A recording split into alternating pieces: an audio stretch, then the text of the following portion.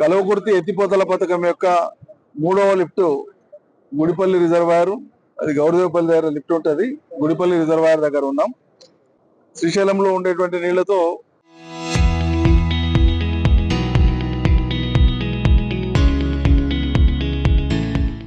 ఇంకొక 40-45 రోజుల దాకా కూడా లిఫ్టులు నడిపే అవకాశం ఉంది, నీళ్ళు ఇచ్చే అవకాశం ఉంది రైతాంగానికి.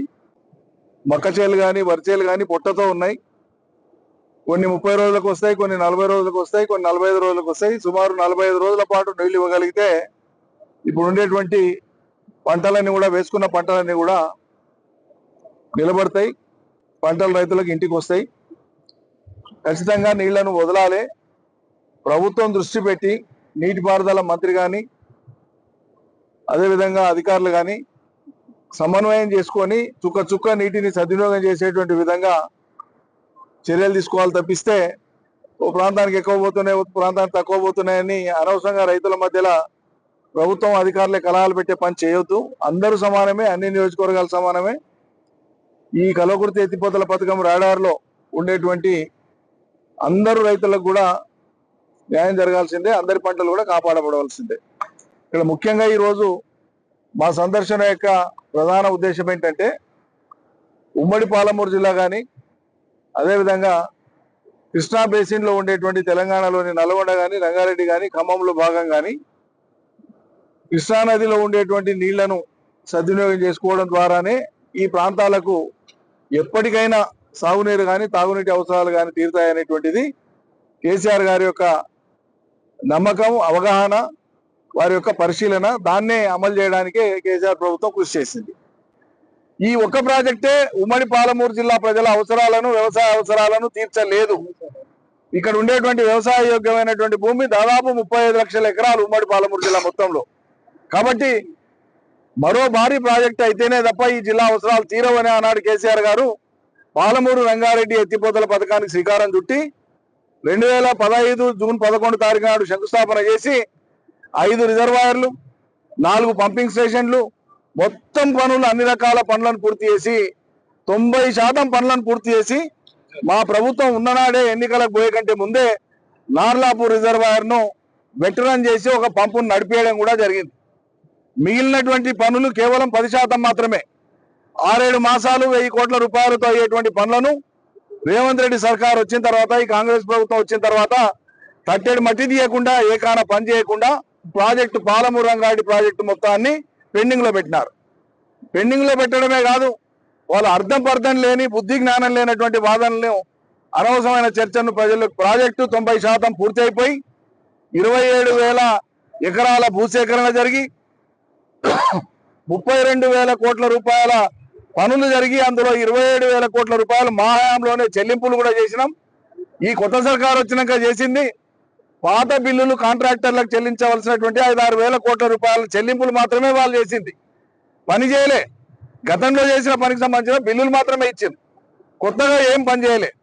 చేయకుండా పెండింగ్ లో పెట్టి ఓ దిక్కు పాలమూరు బిడ్డననే ముఖ్యమంత్రి, ఇంకో దిక్కు జిల్లాలో ఉండేటువంటి మంత్రులు కానీ, శాసనసభ్యులు కానీ పాలమూరు రంగారెడ్డి మీద కనీసమైనటువంటి స్పృహ, అవగాహన లేకుండా, చిత్తశుద్ధి లేకుండా వ్యవహరిస్తున్నారు. ఎవ్వరికేం పట్టింపు లేదు. పైగా దబాయించి పాలమూరు రంగారెడ్డిని ఆడ పెట్టేది లేకుండే, శ్రీశైలం కాడ, దూరాల కాడ పెట్టేది ఉండే. ఈ అర్థం పర్థం లేని, బుద్ధి జ్ఞానం లేనటువంటి మాటలు అనేక సార్లు మాట్లాడితే మేము అనేక సార్లు జవాబు ఇచ్చినాం. ఇవాళ ప్రత్యేకంగా ఇక్కడికి వచ్చి ఈ ఎండాకాలంలో మార్చి 24 తారీఖు నాడు మండు టెండలో ఈ ప్రాజెక్టు దగ్గరికి మీడియా మిత్రుల్ని, రైతుల్ని తీసుకొని వాళ్ళ మీద రావడం జరిగింది. మీరు చూసేటువంటిది ఇది కల్వకుర్తి ఎత్తిపోతల్లో భాగమైనటువంటి 3వ లిఫ్ట్ యొక్క 3 పంపులు మాత్రమే నడుస్తున్నాయి. ఇప్పుడు సుమారు 2,500 క్యూసెక్ల నీళ్లు పోతున్నాయి. ఇందులోంచి ఒకటి అచ్చంపేట బ్రాంచ్ కెనాల్కి పోతే మిగిలినటువంటి ప్రధాన కాలువ అయితే ఉందో ఇక్కడి నుంచి నాగర్ కర్నూలు, వనపర్తి, అదేవిధంగా కల్వకుర్తి, జడ్చర్ల ఈ ప్రాంతాలకు పోయేటువంటి నీళ్లు పోతాయి. ఈ నీటిని సక్రమంగా వ్యవస్థను నిర్వహించాలి.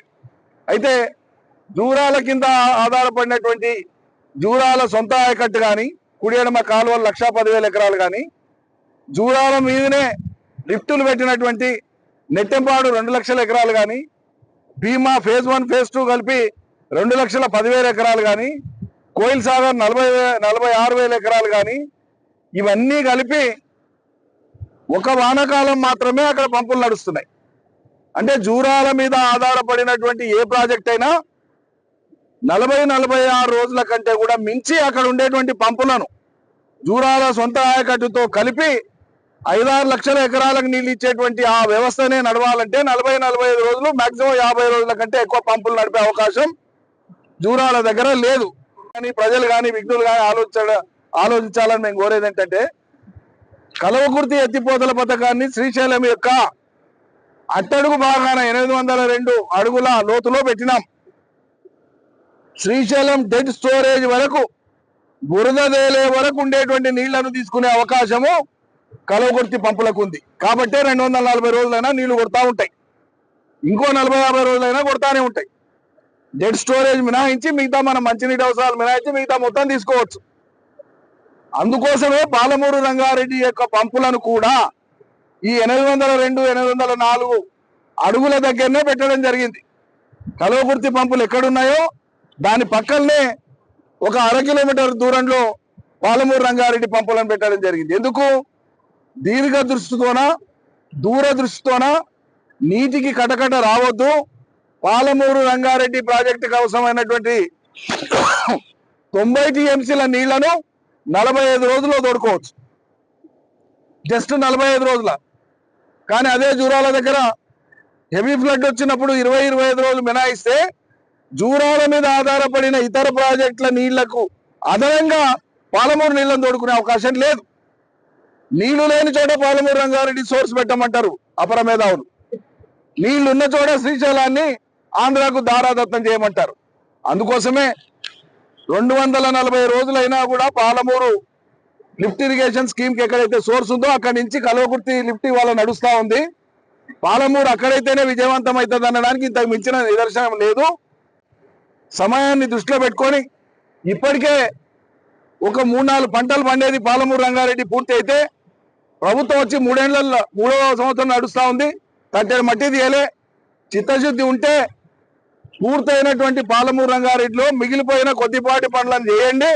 కనీసం రేపు వచ్చే వర్షాకాలానికైనా ఆ రిజర్వాయర్లు అన్ని నార్లాపూర్ కానీ, ఏదల కానీ, వట్టెం కానీ, కర్వెన కానీ, ఉద్దండాపూర్ కానీ వచ్చే వానాకాలంలోనైనా నింపడానికి మిగిలిపోయిన పనులన్నీ ట్యాకిల్ చేయవలసిందిగా తక్షణమే మేము డిమాండ్ చేస్తా ఉన్నాం. అదేవిధంగా ఏదల రిజర్వాయర్లోకి నీళ్లు నింపితే ఆటోమేటిక్ గా దాని కింది రాడాల్లో ఉండే అన్ని ప్రాంతాలకు వస్తాయి.